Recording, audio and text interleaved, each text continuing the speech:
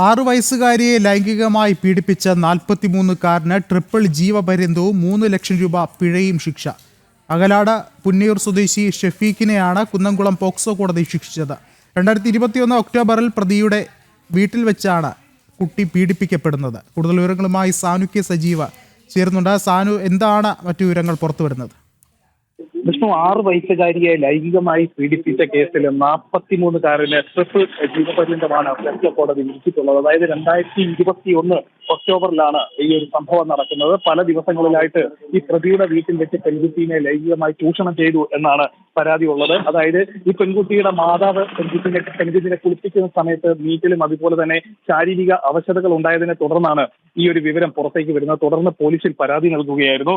ഈ കുന്നംകുളം കോടതിയാണ് ഇദ്ദേഹത്തിനെതിരെ ശിക്ഷ വിധിച്ചിട്ടുള്ളത്. ഒപ്പം തന്നെ 3 ലക്ഷം രൂപ പിഴയും ഈടാക്കിയിട്ടുണ്ട്. ഈ 3 ലക്ഷം രൂപ പിഴ ഈ അതിജീവതയ്ക്ക് നൽകണം എന്നാണ് കോടതി വിധിച്ചിട്ടുള്ളത്. എന്തായാലും 2021 ഒക്ടോബറിലുണ്ടായ കേസ് അല്ലെങ്കിൽ സംഭവം, അതിനെ തുടർന്ന് നടത്തിയിട്ടുള്ള നിയമ നടപടികൾക്ക് ശേഷം ഈ 2025 ശിക്ഷ വിധിച്ചിട്ടുള്ളത്. ഇദ്ദേഹത്തിനെതിരെ ട്രിപ്പിൾ ജീവപര്യന്തമാണ് നൽകിയിട്ടുള്ളത്.